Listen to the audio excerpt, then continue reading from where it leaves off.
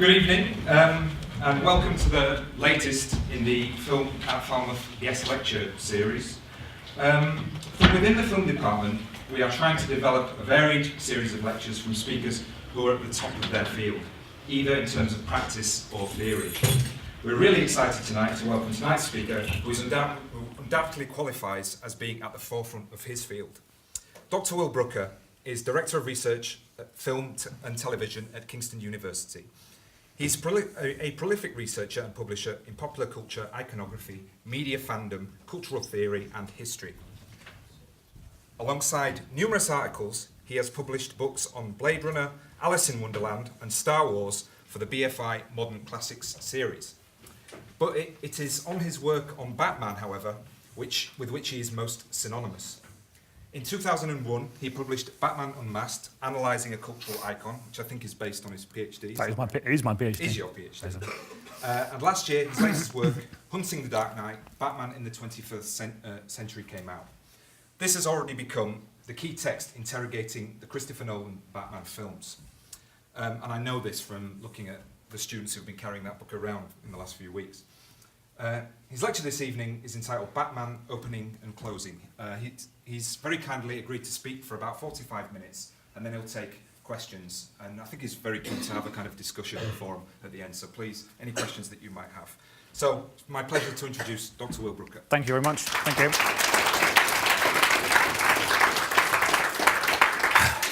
Thanks very much for having me. I've had a good time here so far talking about Batman. It's a job you can't really complain about, coming into different universities and talking about Batman. So yeah, I'm going to talk for about 45 minutes. My talk is adapted from my book, which in turn is about adaptations. It's adapted from the introduction and the conclusion, which is why the talk is called Opening and Closing. After that, I'll be very happy to have whatever kind of Q&A you want, and I think after that we might go out for a drink and you can ask me questions face to face. And if you like, you can ask me questions on Twitter. We are hashtagging with Foul Bat Week. So, the opening part of this talk is called Batman of Many Worlds. Who is the Batman? Imagine the Batman. You have a sense of him, who he is, and what he looks like. Perhaps you see Adam West in a soft grey costume and a shiny cowl. Perhaps you see Frank Miller's hulking 50-year-old from the Dark Knight Returns graphic novel.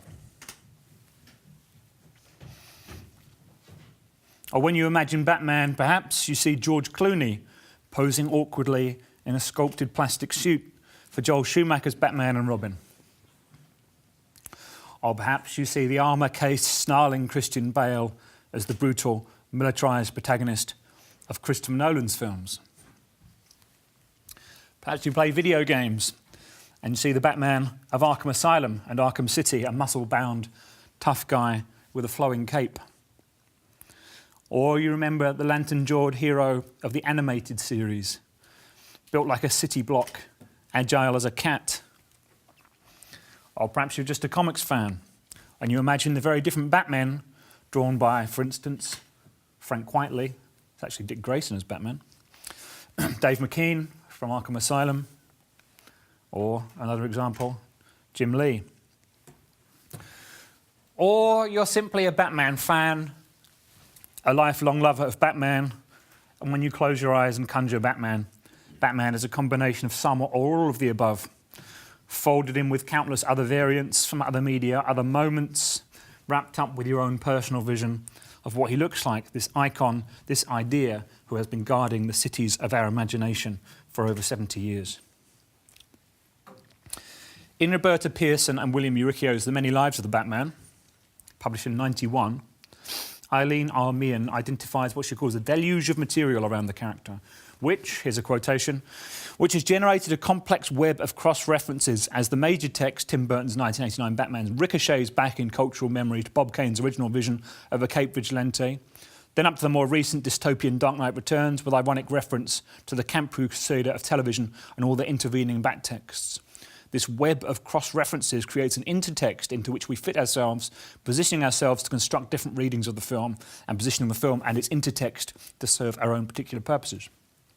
That's Eileen Meehan. Is Jim Collins in the same volume.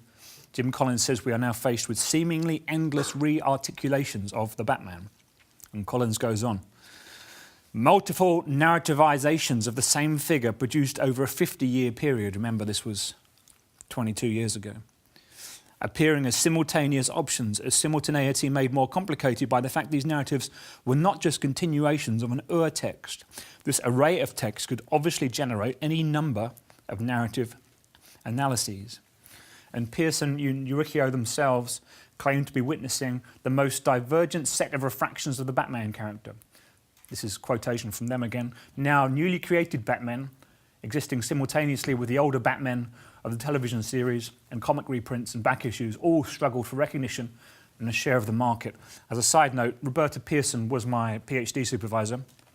William Uricchio was my external examiner, and I'm now working with the two of them on a new edition of that 1991 book, which was called The Many Lives of the Batman. The new edition is called Many More Lives of the Batman. Brooker, Pearson and Uricchio. So that should be out next year, I think. So all of these authors, scholars, discuss Batman in terms of multiple but simultaneous variants. Batmen of many worlds coexisting across alternate Earths. All of them were writing around the time of Tim Burton's 1989 movie. That was over 20 years ago, when Batman was a mere 50 years old. It was before many of you were born, I'm sure. That was before Burton's sequel, Batman Returns, of 1982, before Joel Schumacher's commercially and critically disastrous Batman Forever and Batman and Robin, 95 and 97, killed off the film franchise. That was before the various animated series from 1992 onwards and their comic book spin-offs, and long before the Arkham Asylum video game of 2009. That was before the comic book Batman, whose continuity runs on a different track to but occasionally intersects with that of live-action movies, animated series and video games, went through numerous changes, including, in the last 5 years alone, here's some examples of the things that the adventures of Batman, since around 2005, meeting an English-Argentinian and Sioux version of himself, The Black Glove, 2007. That's the Batmen of many worlds, people who have been inspired by Batman in other nations. Sorry, Batman of many nations, not worlds. Losing his mind in Batman R.I.P. and restyling himself as the Batman of Zero Nar. There's Batmite, a figment of his imagination at his shoulder. Then dying. Looks pretty final. It wasn't, surprisingly. You wouldn't have thought he could come back from that, but yeah, you know. He died. Did he really die? No, he was sent back in time. To be replaced by his former partner and his newly discovered son, Damian Wayne. That's Dick Grayson, the original Robin, as Batman, and Damian Wayne, Bruce Wayne's son, as Robin. And then Bruce Wayne returns from the dead, or returns from the past, to launch an international Batman franchise called Batman Incorporated in 2011. This is Batman kind of coming out and saying Batman has always been funded by Bruce Wayne, and launching what he calls a ring around the world, an organisation of Batmen and women, a global organisation. This was also before the DC Comics universe relaxed its rules in 2006-07 in the year-long story 52, and reintroduced the idea of multiple worlds, many of which host alternate universe Batmen. For instance, the criminal Owlman of Earth 3, the Nazi Leatherwing of Earth 10, that's the Nazi Batman. They all exist on different parallel Earths, you see. Batman Jr., Earth 16. And on Earth 19, the Victorian Batman of Gotham by Gaslight. And that's just some of the Batmen who exist now within official continuity. Perhaps most significantly, it was before Christopher Nolan's trilogy of films, Batman Begins, Dark Knight and Dark Knight Rises, that with their own range of spin-offs and merchandise maintained an ambiguous relationship again with the other previous and coexisting texts of Batman. So a lot has happened to Batman in the last 20 years. For one thing, there are a lot more Batman. The multiplicities identified by Meehan, Collins, Pearson and Uricchio have multiplied. The sense that Batman is ungraspable, elusive everywhere and thus potentially nowhere has intensified. On one level, Batman is everything he's ever been, a combination of 1,000 variations, an overlapping of alternates. But at the same time, those countless variants are policed, reduced, controlled and contained. They are branded by author, artist and director. Frank Miller's Batman, Christopher Nolan's Batman, Jim Lee's Batman. They're arranged in hierarchies, some personal and some public. Many fans draw up their individual top tens and list their preferred versions, but more powerful voices also impose or try to impose a framework of quality, fidelity, truth and reality on the many texts of the Batman. Now I'm putting truth and reality in scare quotes there. Not scarecrow, almost some say scarecrow when you're talking about Batman. Scare quotes, because such terms are meaningless in relation to the Batman. Truth and reality. It's about a 75-year-old fiction with countless authors about a billionaire actually, who fights crime in costume. But discourses around the real Batman, the idea of the original Batman, the Batman who's faithful to the source, persist. These ideas are circulated, shared and reinforced by fans, authors, artists, journalists and editors. These conversations debate, and depending on the cultural power of the person or the organisation involved, they decide which Batman or Batmen are official, which Batmen are in continuity, which Batmen are in canon. They decide how the official versions of the Batman relate to each other. They decide which type of Batman is the current dominant and which one is aberrant. The approved Batman is promoted and the Batman that doesn't fit is then pushed aside. I use the word hierarchies, but in practice the relationship has taken the form not of a top 10 ranking, but a binary opposition. For the last 4 decades of Batman's 70-year career, 70-odd, the good Batman, the official Batman pushed most vigorously by DC and Warner Brothers and preferred by many fans, has been the dark Batman, the gritty, violent vigilante. Danny O'Neill and Neil Adams' Dark Knight Detective of the 1970s, Frank Miller's The Dark Knight Returns of 1986, Christopher Nolan's The Dark Knight of 2008. The bad Batman, ironically, has been the fun Batman, the playful Batman, the campy Batman, the light-hearted 1950s comics that led to Senate subcommittee censorship for homoerotic content, the pop art of Adam West's 1960s TV Batman, an interesting contrast to the last slide, and the gaudy pantomime of Joel Schumacher's 2 1990s Batman movies. I'll let you look at that while I have a drink. There's a lot to look at.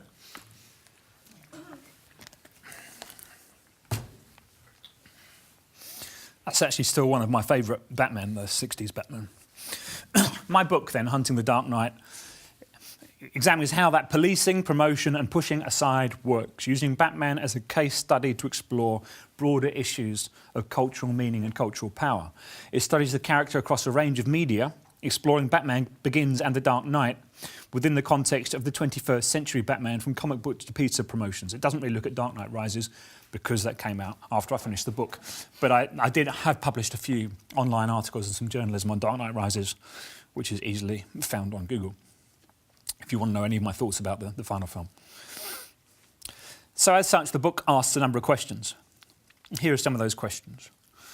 Unlike most new films, Nolan's Batman movies were released into a complex network of existing ongoing narratives which continued during and after their cinema exhibition. These narratives offered similar but distinct representations of the main character, his world, his history, supporting cast. The films also carried their own substantial secondary texts in other media, again to a greater degree than most new releases. These included not just the usual posters, trailers and merchandise, but, for instance, a comic book, Batman Begins the movie and Other Tales of the Dark Knight, a very, very bad comic book adaptation of Batman Begins with some other packaged with some re-existing comic book stories. A DVD of animated short films, Batman Gotham Knight, which bridges Batman Begins and its sequel, kind of like, I want to say Enter the Matrix. Was it called Animatrix? Thank you, yeah, Animatrix. And an alternate reality game, Why So Serious, that invited fans to step into the story world of The Dark Knight months before it reached cinemas. So people were invited to participate in the fictional world through this ARG before the release, long before the release of the Dark Knight movie. So one of the questions then, one of the sets of questions, how do concepts of authorship operate in this matrix of cross-media texts? Do conventional models of the individual author still circulate, and if so, what purpose do they serve?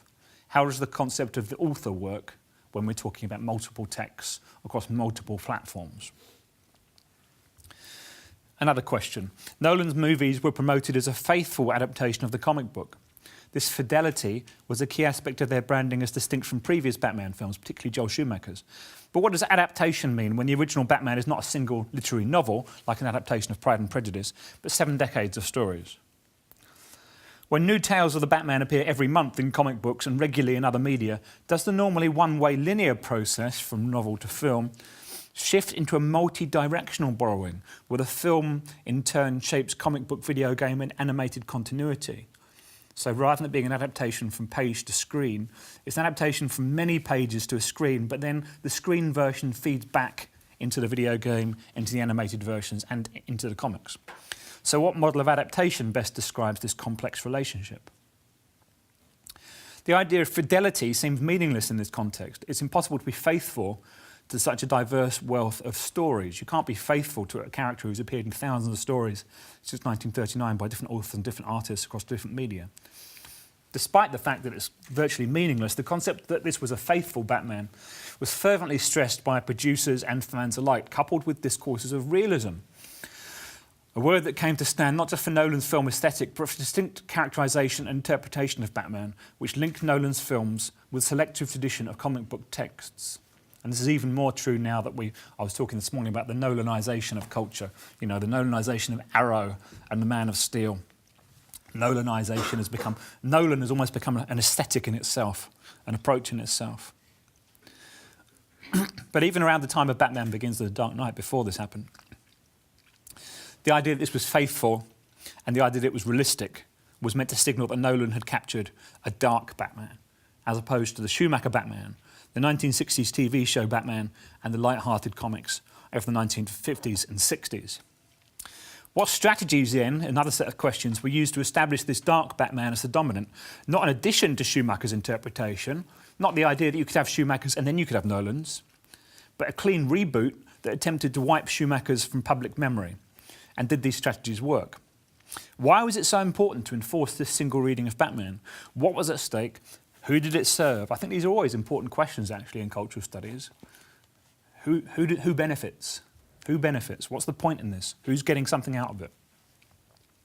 And what does it do to the concept of Batman as a 70-year compendium of contradictory stories when we try to close down his authorized, approved meaning to a selective reading from a handful of recent texts?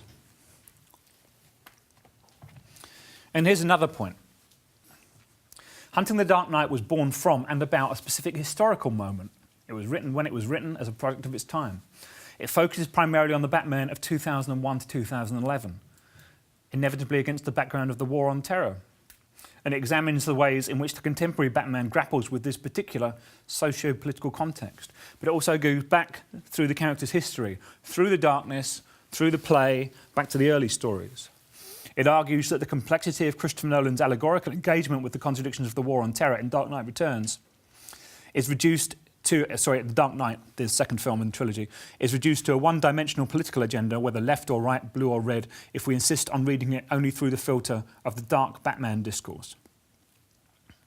Through an examination of the comic book continuity that ran alongside Nolan's stories, the book draws out a new reading of Batman and his defining relationship with Joker. Drawing on theories of carnival and deconstruction, it exposes the oppositions that sustain dark Batman against this playful opposite, and shows that they're fluid rather than fixed. It also suggests they've always been that way, since 1940. That's when the Joker was introduced.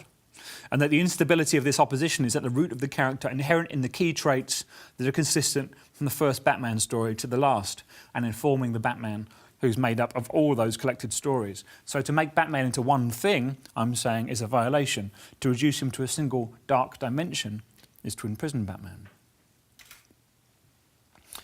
The book has 5 main chapters. I'm adapting from the introduction and conclusion. There are 5 main sections. First chapter looks at the way Nolan's films and their paratext, the surrounding texts, were situated among the multiple surrounding and preceding texts of Batman through discourses of authorship and adaptation. That's the first and the second chapters. The third chapter explores the way ideas of fidelity and realism were used to tie Nolan's films to a specific and narrow trend, the dark persona, in Batman's representation and characterization. And in the fourth and fifth chapters, I suggest that Nolan's films can be prized open through a reading of the Batman-Joker relationship that's prompted and supported by the Batman comic book continuity that ran alongside the movies, semi-independently. This reading opens up a new interpretation not just of Nolan's films, but of the 7 decades of Batman mythos to date. The body of stories that makes up Batman provides evidence for such revisionary reading, even if it changes our perspective on them, and it may challenge our view of the central character. So to summarise the book's approach, it examines how Batman's meanings were locked down, why it happened, that key question, who benefits, and what that did to the character. Then the book attempts to stage a breakout to set Batman free. And the next section I'm going to read is from the conclusion. You see, it's very clever marketing to give you something from the beginning, something from the end, and you have to buy the book to... Or you can ask me what's in the middle. Actually, I've just told you, haven't I, really? All right, you don't have to buy the book. The epilogue is called Time and the Batman. And it's an interesting thing, and I'm going to address this while I'm talking, that, funnily enough, I didn't write this too long ago, but it's already kind of out of date because of the speed with which DC Comics continuity moves. Anyone who's currently reading Batman will know that Grant Morrison's Batman Incorporated is about to, well, I think it's about to wind up. So it was rebooted, it went back to issue 1. But anyway, issue 6, what was called issue 6 at the time, of Grant Morrison's Batman Incorporated, with a cover date of June 2011, was titled Nyctomorph. Nyctomorph is an episode in the story I mentioned above, that Batman has become a global brand financed by Bruce Wayne. In the story, a reporter asks Bruce Wayne, what about the rumours there have always been multiple Batmen and women? Or that the original Batman is dead? Or an avenging ghost? Or an alien being? Laughs Bruce Wayne. I can assure you, Batman has never been more alive. But if the denizens of our underworld ever thought they knew what they were dealing with, those days are over. No one knows who Batman is anymore, or how many there are. Criminals used to be afraid because they didn't know where Batman was. Things are different now, says Bruce. Thanks to Batman Incorporated, I can tell you exactly where Batman is. A host of armoured figures gather behind him, robotic Batmen, their chest emblems and eyes glowing. Batman is everywhere, Bruce warns. And if he didn't exist, I guess we'd just have to invent him. Later, with the same expression of sinister enjoyment, Batman, in costume without his mask, logs onto an internet discussion forum. "You're in a chat room?" asks Damian Wayne. Robin. He reads aloud from the screen. "Everyone in Gotham knows Bruce Wayne is Batman. It's obvious." "I didn't say it," Batman points out. "Mad Hunter 303 did." And here comes Money Rider's response. So Batman has become an internet troll, an online trickster, spreading disinformation and conflicting reports. In disguise in the episode as someone called Nero Nicto, the Night Eye, the underworld's own private investigator, he offers criminals a rundown, again partly true, partly fictional, of his own activities. So again, he's spreading lies. Here's what Nero Nicto, who's actually Bruce Wayne, tells the criminals. "Wayne arrived in Paris. Batman sprung up. Batman is everything you fear. Wayne's in Kuala Lumpur. Batman's in Hong Kong. Batman's a girl. Batman's in Melbourne, Australia. Batman actually tattooed the words child molester on the man's forehead. Stories that Batman was also in North America are unsubstantiated. So where do the rumours end? Where does reality begin? Some say that Batman died and came back as a kind of god." The episode ends with a double-page spread of 8 panels spanning the continents, scanning the global activities of Batman Incorporated, a ring around the world, as Batman calls it. Now, we're moving from left to right here. See if you can follow it as I discuss it. On the left, David Zavimbi, the Batman of North Africa, takes down a truck of bandits. Night Runner, the dark athlete, subdues a French mob. Night Runner is the parkour Batman in Paris. Next, Gaucho in Argentina, one of the Batmen of many nations, punches out an army of monks. Black Bat, the Batgirl of Hong Kong, cracks heads together. Next one, Tim Drake, who used to be Robin, now rebranded as Red Robin, defeats a voodoo gang. Dick Grayson in the next one, that's Dick Grayson as Batman, third from the right, disarms a crook with a well-aimed dart. The next one, a glimpse of the Dark Ranger, Melbourne's Avenger, in a red-lit interior. The skyline behind him could be Australia, could be East Asia. It doesn't matter. And finally, Bruce Wayne as Batman. So even in this frame, we have two Batmen. Shatters the frame with a single iconic punch. The title splashes across the two-page spread. Nyctomorph. Nyctomorph means creature of the night.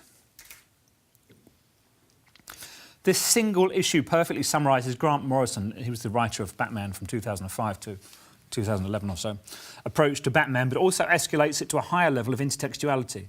The title alone, Nyctomorph, recalls Batman's origin sequence. Criminals are a superstitious, cowardly lot. I must be a creature of the night. And now Morrison knows he's quoting from the encyclopedic past of Batman. Morrison is a fan of Batman. He's consciously quoting from this archive of old stories. So Nyctomorph evokes Batman's origin sequence and also recalls his fluid shape and shifting cultural form. The Gaucho and the Ranger are veterans from the 1955 story Batman of All Nations. Now, we saw them in their recent incarnation. And there they are, the Batman of All Nations and the International Club of Heroes from 1955 in a rather jollier and brighter format. But that's where they originated. Damian Wayne, the current Robin, I say the current Robin, died last week, is a product of the 1970s O'Neill and Neil Adams' Ra's al Ghul epics. The African Batman is styled after the jet-powered black secret agent from 1973's The Batman Nobody Knows. So up the top there is one frame from a 1973 comic, The Batman Nobody Knows. Bruce Wayne takes a bunch of, I quote, I think, ghetto-hardened street kids out on a camping trip and says to them, you know, kids, how do you imagine the Batman? And because of their different cultural backgrounds, they all imagine Batman differently. And the black kid imagines him as a kind of black super spy. Now, that character existed outside of continuity, just as a kid's imagining, until quite recently, 2011, when he was actually incarnated in the comic as the African Batman, which is still kind of ridiculous if you think that the white American Batman looks after Gotham City and the black one has to look after an entire continent. So, you know, I don't really know. I mean, he's got jet-powered wings, but that's still quite a big continent to get around. Hey, maybe there's not a lot of crime in Africa.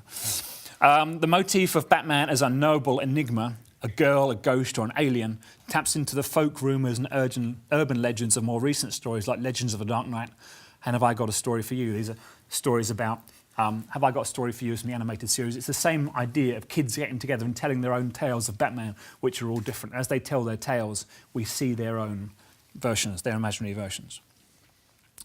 Red Robin, Tim Drake, and the Bat Robots originated in Kingdom Come. A 1996 Elseworlds story. Elseworlds is a possible future. So there's the Bat Robots, and that was our first ever glimpse of Red Robin, who appeared in a possible future and has now been brought back into continuity. So they've been brought back firmly from something that could have happened into something which is now official, present-day continuity. So Grant Morrison in this story embraces and encourages the sense of Batman as a flexible fable. Batman is everything you've ever heard or imagined about him, but explains it through the concept of corporate branding. Batman is everywhere because he is a franchise. Batman is everywhere because, in the same way as McDonald's is everywhere, or Coke is everywhere. Batman could be a girl, Batman could be African, Batman could be a robot, Batman could be a young man, because Batman is a global operation or a brand rather than a single person in this comic. Bruce Wayne remains the patriarch and the protagonist, the boss of the outfit, the guy in the costume, or one of the guys in the costume. But it's like he runs an organisation which is now all over the globe. So what Batman Incorporated number 6, Nyctomorph, does is to allow 3 levels of Batman's identity to converge at a single textually rich point in a super compressed story. The broader myth where Batman is all he's ever been merges with Batman as brand, whereby the diverse shapes the character takes are rationalised through a framework of different formats for different purposes and markets, as Parisian Batman, African Batman, Hong Kong Batman. And this broad sense of Batman as inherently multiple and flexible is authorised within mainstream continuity. Everything in this issue, from the Kingdom Come style Batman robots to the internet trolling and the Batman of all nations, actually and officially happened within the story world. Now, I mean, when I say that, obviously it's a fiction, but within the rules of Batman, that happened. It wasn't an imaginary story, that was an official story. It really did happen within Batman's history. So this is truly Batman Incorporated, collecting everything and making sense of it, building the scraps and the fragments of Batman's history into a creative collage.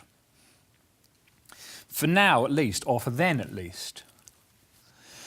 Because just as Batman Incorporated number 6 entered as dialogue with the ongoing and previous texts of Batman, the 1939 origin, the 1950s silliness, the Batman of all nations, the 1970s globe-trotting and the Damian Wayne, the 1990s Elseworlds, and the 2000s Nolan aesthetic of military research and development. It also exists in dialogue with Batman's future and with potential changes yet to come. On the level of branding, the conclusion to Nolan's trilogy, Dark Knight Rises, the success of the Arkham video games, and of course the inevitable possibility of a further movie reboot featuring Batman possibly as a member of the Justice League. Not confirmed, possible. All have the potential to shape the comic book, while on the narrower level of continuity, DC Comics can very easily negate all of the events of Grant Morrison's run. Now, while Grant Morrison wrote it, it happened in Batman's history. DC can easily say that was just a dream, we're doing a reboot of that. As I completed that paragraph, this is absolutely true, as I completed the previous paragraph, in May 2001, and anyone who reads DC Comics will know about this, the DC universe changed overnight, confirming that any assessment of a cultural icon like Batman can quickly become a record of a particular historical moment. It was very ironic. In fact, that was just when I finished the book, basically. And overnight, DC announced they were going to change everything. On the 31st of May 2011, so it just means that everything you write is partly a historical record. Things you write in book form certainly can't be fully up to date because of the time it takes to print things. But this is a record of how things were anyway, in case DC pretends it never happened.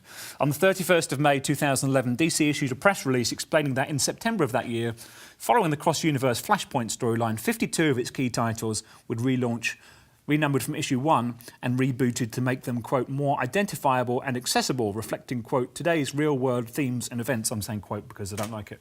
So that's the new 52.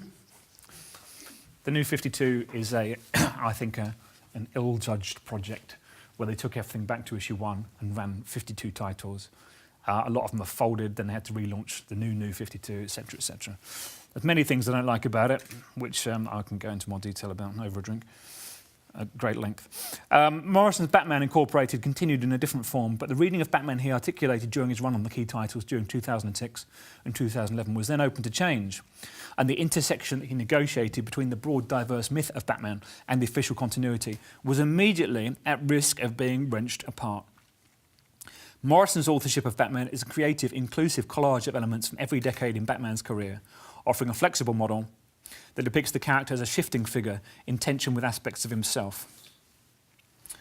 This version of Batman allows for its diversity and complexity and presents the dynamic between Batman and Joker as a push and pull of conflicting, overlapping energies that both parallels the historical debates around the protagonist's meaning and offers a way of reading current stories like Nolan's Dark Knight trilogy in terms of a struggle with contradictions and exploration of positions rather than a simple one-sided political message serving either left or right, Republican or Democrat.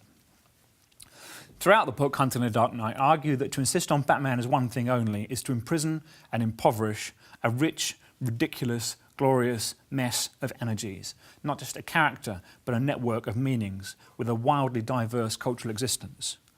To see Batman simply as a silly camp crusader in bright pop colours is to flatten him.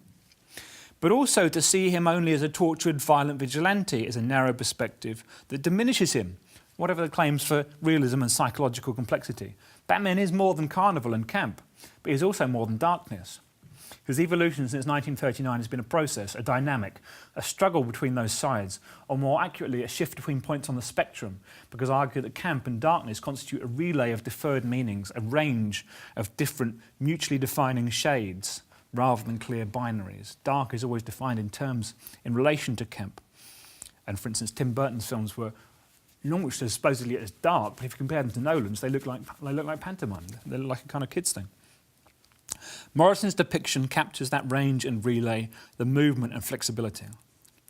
To insist that Batman is and only ever was a hard-ass urban vigilante ignores not just a significant period of his history, but also the fact that throughout the modern dark tradition, the alternative, dissident version of Batman, the camp, day-glow rainbow crusader, played consistently at the margins, hovering in limbo, reappearing through the gaps in his armour, or reshaping that armour in the case of the tightly body-sculpted costumes of Schumacher's movies. This other Batman, the bad object, was not just impossible to repress, but necessary for the very definition of the Dark Knight. Every reworking of the character made its claim for authenticity and grittiness against the backdrop of pop and camp. Darkness can only be seen as part of a spectrum of colours and contrasts. Every realist Batman needs the rainbow. Morrison's run on the title may be retconned and rewritten, with swathes of supporting characters massacred at a stroke. Damian Wayne, killed last week. And the official Batman of continuity may become a lonely, uptight vigilante without friends or family. Interesting. Death of the Family was about exactly that, which ended last month. And then, decades from now, maybe 2039, perhaps a kid who grew up on Batman Incorporated might get his turn at writing Batman and bring back the Gaucho, the Night Runner, Red Robin, Batmite, calling them in like old friends to a reunion. Every Batman exists in dialogue with what he has been and what he can be. The moody, uptight Batman is always just a temporary phase, a teenager denying the childhood fun he might rediscover as an adult. To recognise the constant presence of alternatives and accept that other interpretations are always waiting in the wings is vital to a full understanding of this cultural icon. Batman is a brand, but even as a cross-platform product, his film is multiple, and subversive versions lurk constantly at the margins. We have to seek them out to remind ourselves of the light that defines the shadow, and the shadow that defines the light. Without this fuller picture of struggle and process, Batman is two-dimensional and of limited interest to an audience outside the dedicated comics market. Just as the camp pop character's broader appeal of the 60s only lasted a few years, so the gritty graphic novel boom had slumped by the early 1990s. Without a sense of Batman as a dynamic between alternative positions, the character is just an uptight, brutal bully or a daft scoutmaster. Without an understanding of the Batman as a shifting stance across a range of possibilities, the protagonist of Nolan's Dark Knight presents only a simplified choice between a Bush analogue or an Obama avatar, rather than an embodiment of cultural dilemmas, a wrestling with contemporary contradictions, a figure straddling a fault line. To insist that Batman is one thing is finally to ignore the fact that Batman is more than the character, more than the brand. Batman is a myth. On one level, of course, all Batman stories are imaginary, and therefore all equal. Even comics that are never reprinted can still be dissected and discussed. Their pages can be shared and scanned by fans online. Decisions at company level decide the texts that are readily available and attempt to build structures around selective traditions. The idea, for instance, that the dark aesthetic of the 1980s dates back to an authentic 1940s original, and that the camp period is always an aberration. But Batman always exists in a dialogue, and dominant theories always have to struggle against other voices to impose themselves. If we refuse to listen to all those voices, even those we disagree with, we again diminish the character to something less complex and less interesting. Batman, on one level, enacts a series of debates between authors, artists, journalists, campaigners and fans, and perhaps scholars, from 1939 to the present day, about issues that people felt a need to discuss: masculinity, childhood, violence, law, terror. To ignore the interpretations we dislike is to pretend that Batman is a monologue rather than a conversation. All Batman texts enter a matrix of cross-platform product and operate in a dialogue between the other current incarnations and all previous versions, even if they define themselves against an earlier tradition now judged to be aberrant. They also exist in a network with the future possibilities of the text, as stories, trends and institutional decisions yet to come may rule them out of official continuity and relegate them from the former history. But perhaps most importantly, they enter a dialogue with the reader. It is the reader, finally, who constructs and collages a Batman from all the pieces of the cultural mosaic. The reader who is the ultimate scriptor and author, the editor and compiler of all those different diverse traces into a single complex figure. It is the reader's responsibility to retain that complexity of Batman rather than reduce it. Batman is never one thing, and to pretend otherwise is a disservice to the rich, crazy, beautiful life of a cultural icon. Who is the Batman? You have a sense of him, who he is, what he looks like. Imagine him. Feel free. He's yours. Thank you.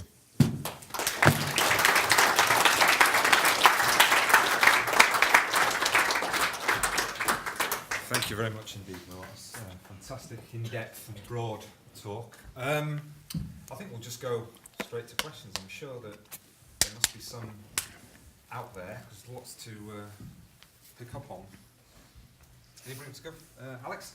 Do you think Justice League is possible? As a film? Yeah, well, do you think that they can like pull it all in as well? Well, it depends what you mean by possible. I mean, it would be very possible to make a bad film. Do you sort of mean, would it be possible to do it properly? Yeah, like, because Avengers obviously pulled it off, didn't they? Well, Grant Morrison, for instance, there have been good Justice League comics. The idea of Batman existing in the same universe as people who are metahuman with top-tier level powers does work in comics. I was talking about this in a seminar this morning. You know, it works because Batman has a kind of low-down human cunning, and he's a researcher. He thinks of everything, and so he has files on everyone else in the Justice League, how to bring them down if necessary. So it can work in stories. Could it work as a comic, as a film? Well, I can imagine them doing something like Avengers, and to be honest, I can imagine them wanting to do something like Avengers, and I think that is the most likely thing they're going to try next, really, to probably reboot Batman after... It's going to depend on how Man of Steel does.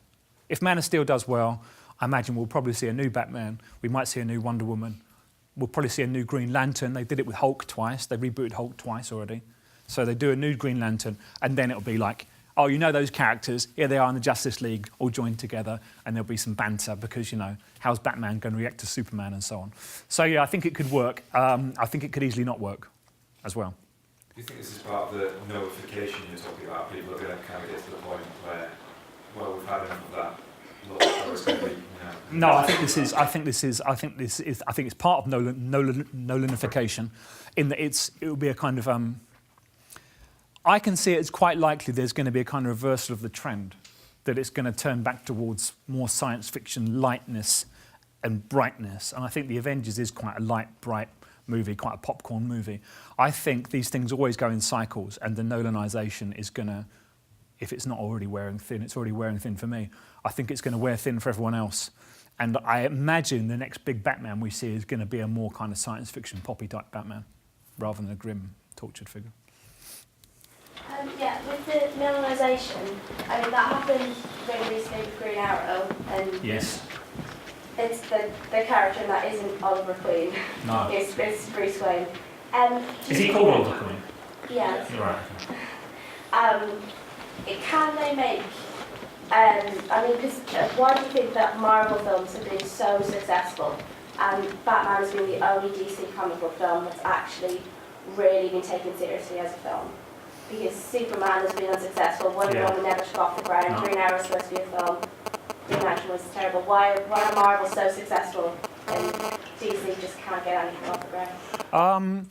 It's not quite as clear-cut as that, because Fantastic Four was a bad film, and so was Fantastic Four 2, Rise of the Silver Surfer. But they seem to be able to get their films... They do now.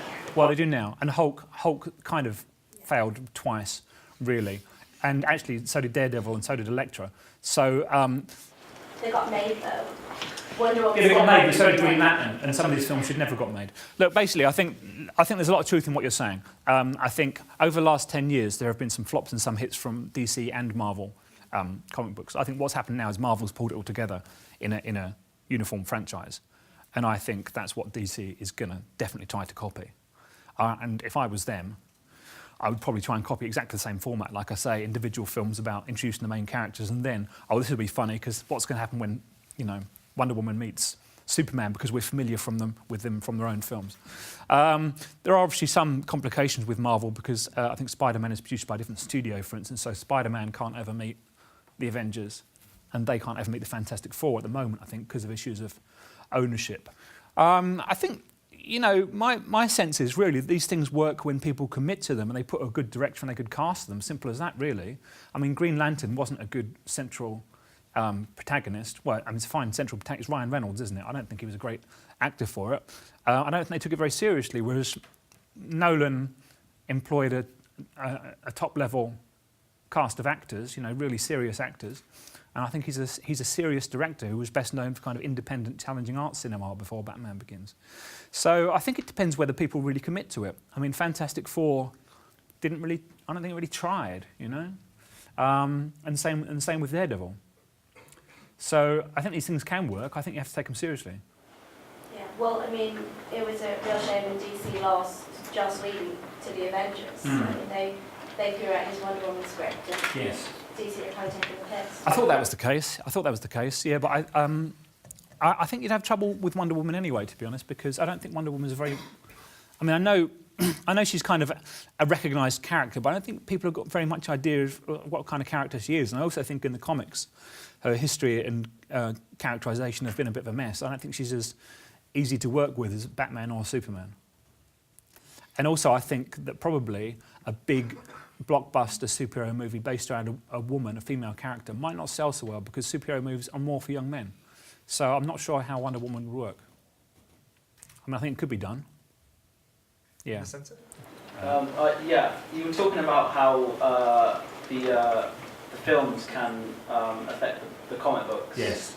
And I was just wondering, like, how do you think they shaped, like, how do you think when The Dark Knight came out, that it shaped the comic books? Because to me, it didn't shape it too much, like, because I was really worried that they would change the Joker from the guy with the big grin to the guy with scars. Yeah. Because when you see people talking about the Joker, and when people draw the Joker, they always draw that Heath Ledger with the scars and the lipstick and stuff. I was just wondering, like, do you think, like, eventually stuff from the film will be translated into comic books? Like, because with the Marvel books, they're currently going to put, I forget the Shield, Coulson. Okay, yeah. They're going to put him into the comic books as a guy who wears... Dead, isn't he? Is he dead? I don't know, but I don't think he is because he's going to be in that TV series. But like, there's rumours that the next character they're going to introduce into the DC comics will be Joseph Gordon-Levitt's character from The Dark Knight Rises. I was just, that's not cool. Yeah, like, what are your thoughts on... What are my thoughts? My thoughts are that what you're saying isn't quite true because I think the film, if you're saying the films haven't influenced comics, I don't think that is quite true. Joker is often drawn like Ledger's character now with scars. I can think about 3 or 4 examples where he's drawn with scars where he wasn't before Ledger's. The Tumbler, Batman's Batmobile, is straight out of Batman Begins, and that's now appeared in the comics. The fact that Bruce Wayne now wears much more kind of military R&D style armour, his weaponry is informed by the comics. There's specific things like, I can't remember what it's called now, someone probably remember, the kind of nano fibre, the flexible fibre that turns into his wings was incorporated into the comics. More generally, Batman Earth 1, I think it was Batman Earth 1, had a penguin who seems to be a Nolanized penguin to me. A kind of, a sinister, a kind of realistic, he's not a kind of squawking guy in a top hat. He's a kind of sinister, more like kind of Jimmy Savile type figure, the kind of guy you can actually imagine as a real villain. Killer Croc, I think, has also been Nolanized. Killer Croc, as I remember, used to look like a crocodile, as I remember, and now he just looks like an African-American man with kind of scaly skin. So I think there have been various ways that the success of Nolan's trilogy has subtly informed the aesthetic. Do you think there's a danger to that as well? Like, we're losing, like, the magic and the sci-fi-ness of... Yeah, kind of. I mean, the thing about Batman is, really, if you don't like the current Batman, just wait 5 years and there'll be another Batman. These things always go in cycles. They might be long cycles. I think the Nolan thing is getting played out. I mean, I like Nolan's films a lot, but I think you can get very bored of the grittiness. Morrison still managed to incorporate the science fiction kind of fantasy campness of it, as well as the grittiness. It just depends who's writing it, and sometimes you can have various versions at the same time, some of which you're going to like and some of which you're not going to like. And as I say, really, if you don't like the current Batman, you can either read your old stuff or just wait 10 years and there'll be a new one. But I do think it's going to turn back towards lightness. I really do. It always done. Jordan at the back, and I can see you. Cheers. You mentioned earlier how Batman sort of resonates with its cultural relevance and its cultural moment, and then you mentioned that you think it might head in a more fantastical sci-fi direction. Where do you think the next interpretation of Batman will go as far as films are concerned? Wow, no, that's tough, isn't it? That's tough. I mean, you're asking me to predict the future there. It's true. I mean, the Arkham City interpretation, the recent one, that was personally my favourite. That resonated with me. Well, I would say that Arkham City was still part of the kind of Nolanized dark and gritty. The Arkham Asylum and Arkham City are interesting because, as I'm sure you know, they have the voice talents of the animated series, Kevin Conroy and so on, and Mark Hamill, but they have a much more gritty and militaristic look about them. They look nothing like the animated series, so they're a strange kind of intersection. They're very interesting, in fact. They're a kind of overlap between the Nolan military R&D aesthetic and the 1990s animated series. And of course, the animated series also crossed over into comic book continuity. Many of you will know Harley Quinn originated in the animated series and then entered into official DC continuity. The origin before the current origin of Mr. Freeze is also from Heart of Ice, the DC, the animated Batman series. So, well, I imagine there'll probably be another Arkham game. I can see Justice League as being the next movie franchise they try. What that's going to say about society, that's very tough, because I can't really say what kind of cultural concerns we're going to have in 2015, 2016. I suppose it could be like, just to sort of guess, it could be an idea, well, we've had enough of worrying about terror, a kind of end of anxiety.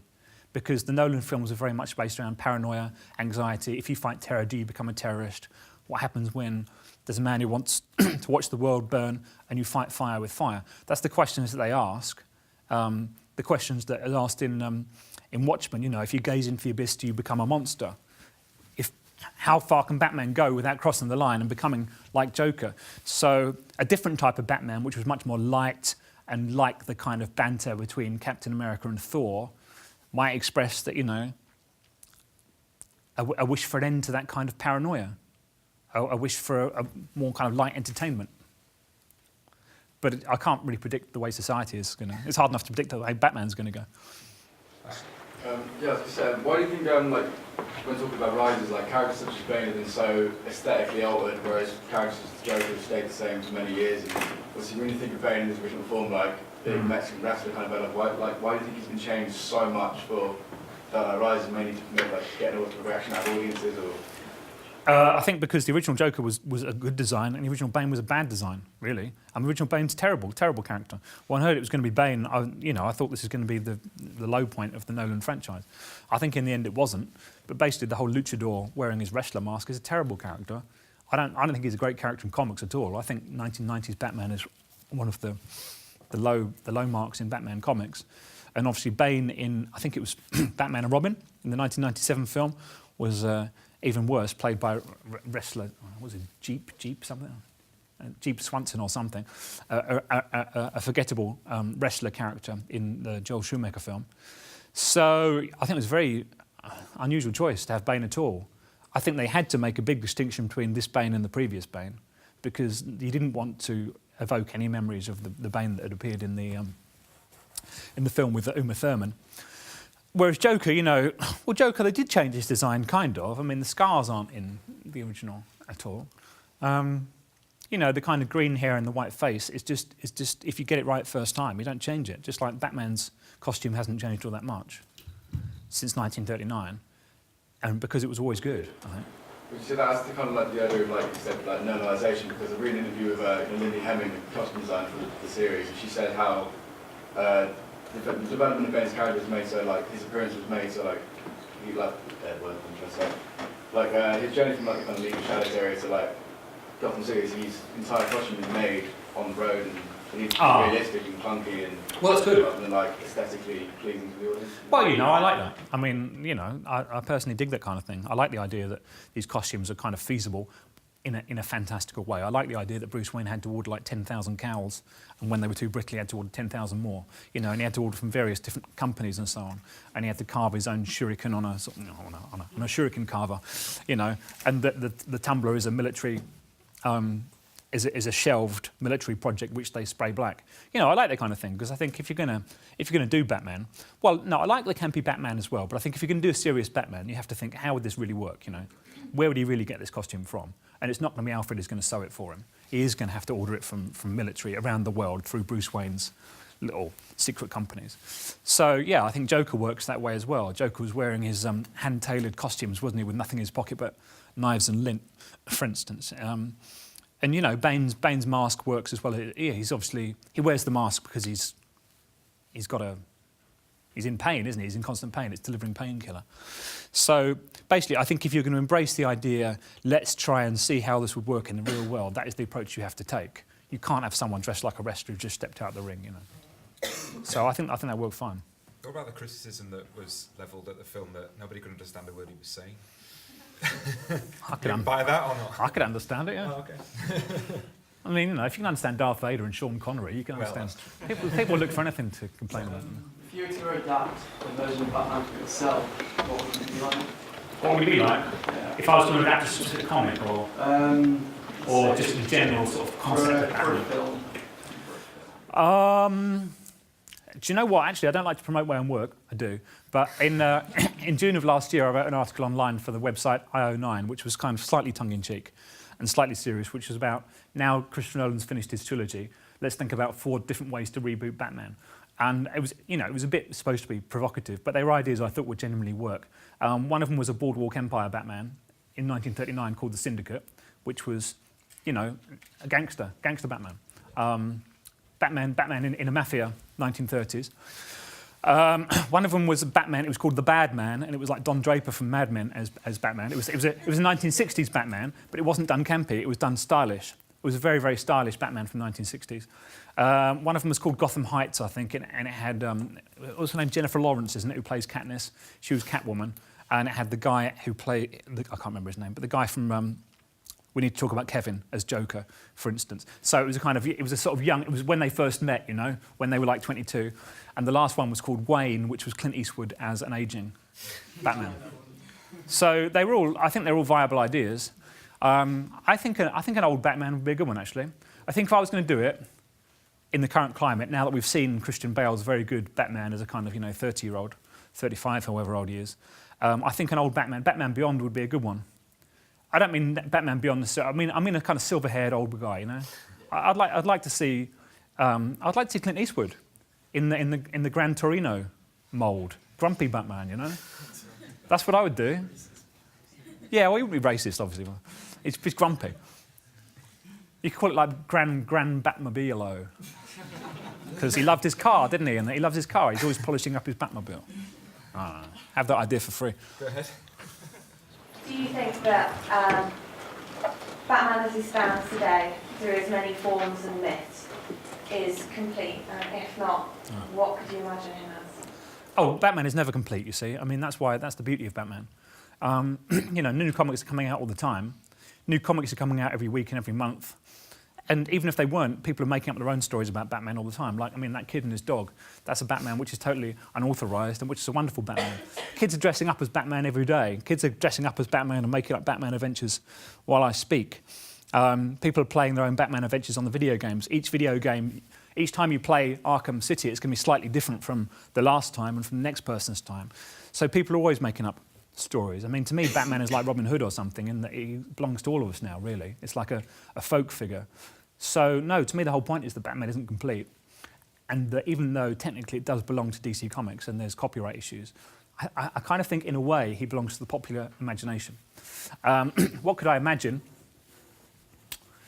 Right, you know, what I would really like to see is a good Batgirl, to be honest with you. And actually, not to promote my own work, I don't like to do that, I do.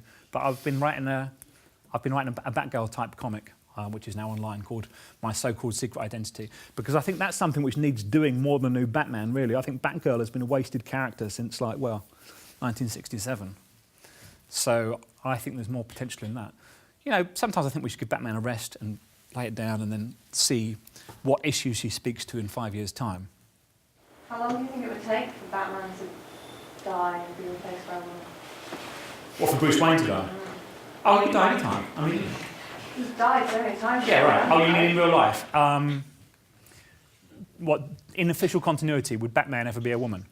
I think it's about as likely as the Doctor from Doctor Who being a woman, i.e. it's possible, but it just never seems to happen. There is no reason within the fictional universe why it shouldn't happen, why we shouldn't have Tilda Swinton as the Doctor or something. And there's no reason, really, why Batman couldn't be a woman, because, I mean, they wear enough armour, you couldn't even tell the gender, you know. Batwoman, within contemporary continuity, could easily wear the Batman costume and get away with that. She's like ex-military.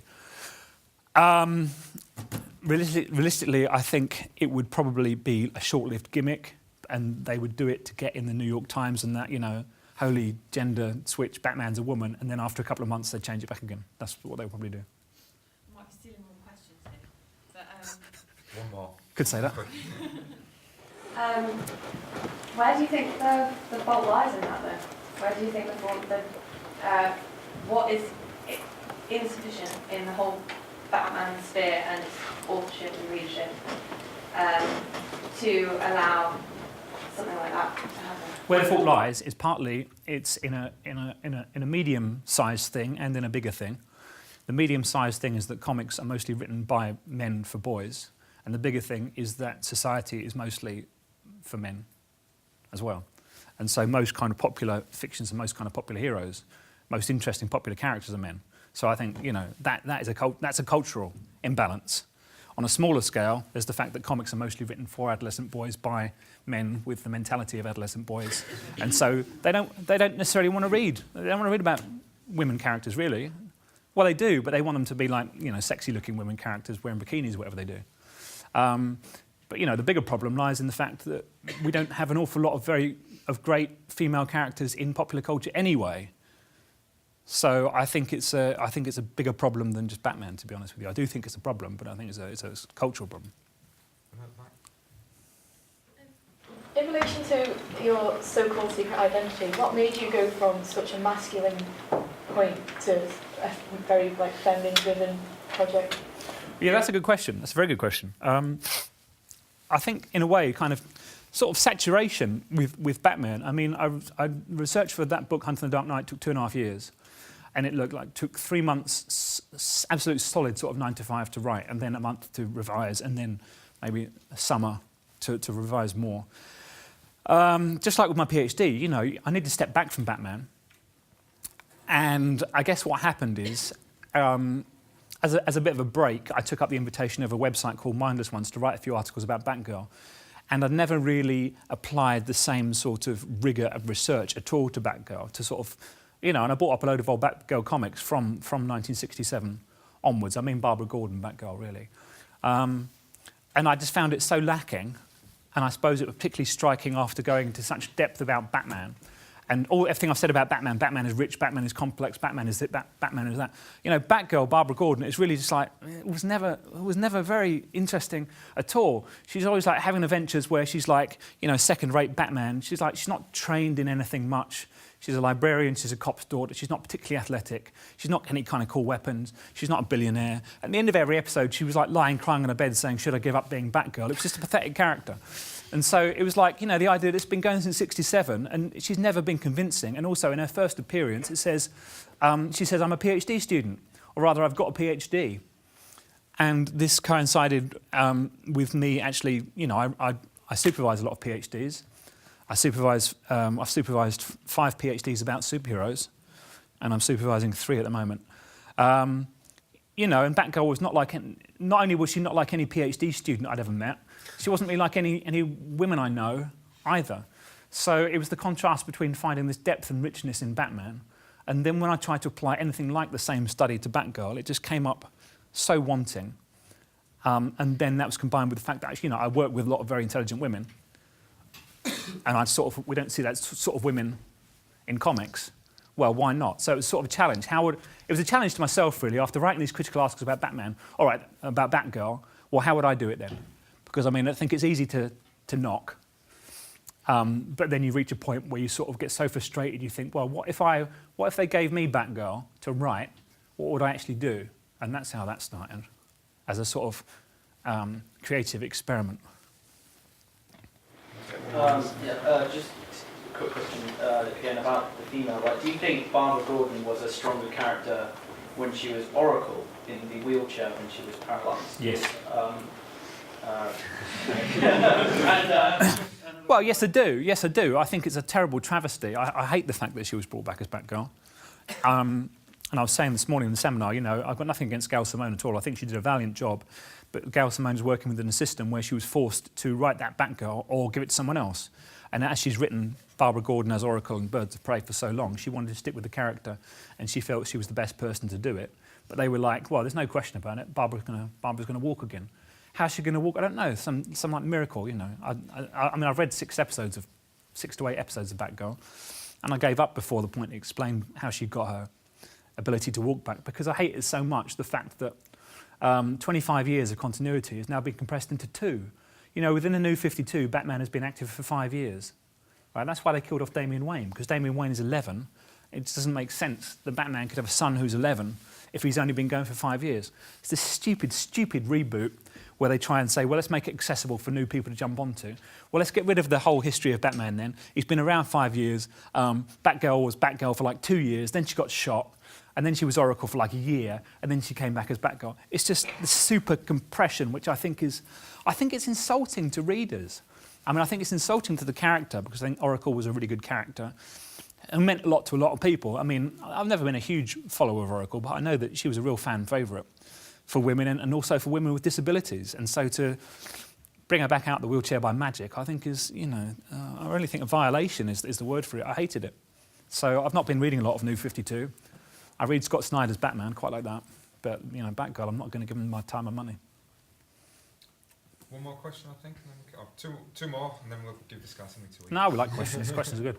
Yeah, it was about the Batgirl thing. She talked about Barbara Gordon quite a lot and how she was a strong female character. Yeah. But Cassandra Cain was the perfect Batgirl. She was, because Robin was obviously quite a light point to Batman, whereas Cassandra Cain was like Batman. She was dark, she had a purpose, she was quiet, she was quite intense. And the fans hated her. Oh, did they? Well, I mean, the comics are really cheap. I think there were some fans who really liked her, actually. I think, but overall... And same with Stephanie as well. I mean, you mentioned that Stephanie Brown's her surname, isn't it? Who was well, she was Robin, she wasn't Batman.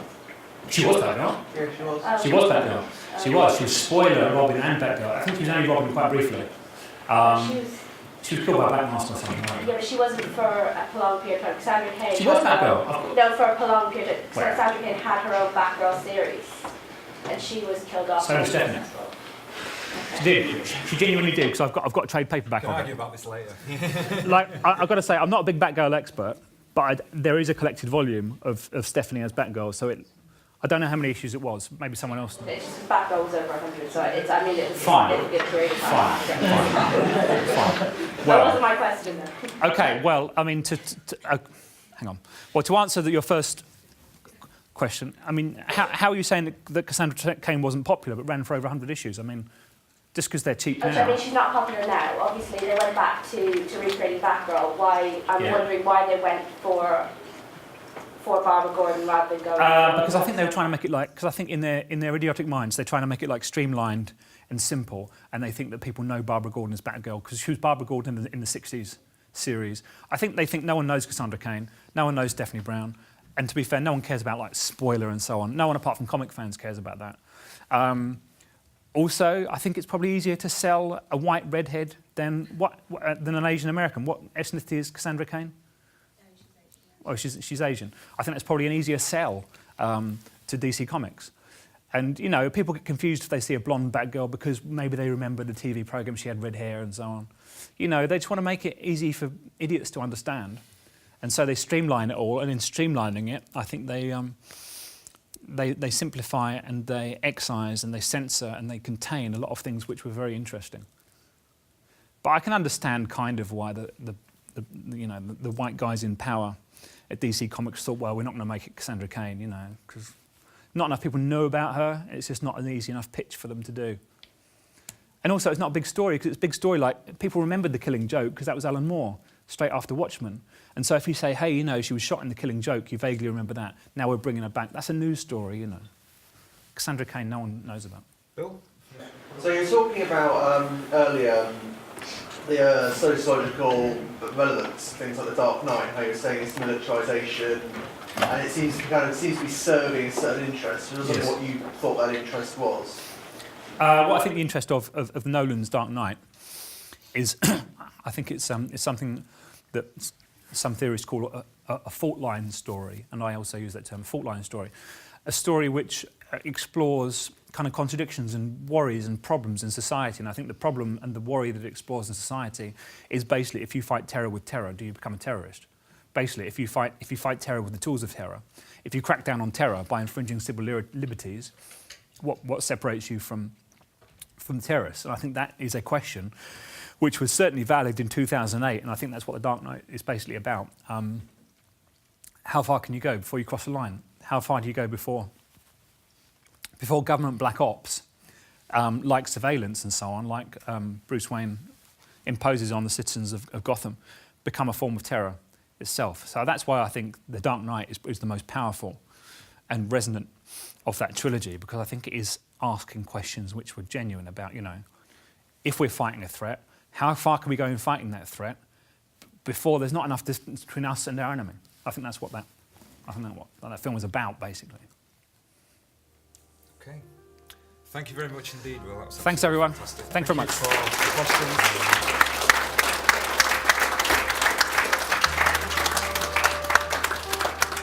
Well, perhaps we'll have a drink and people can we can talk to me over a drink.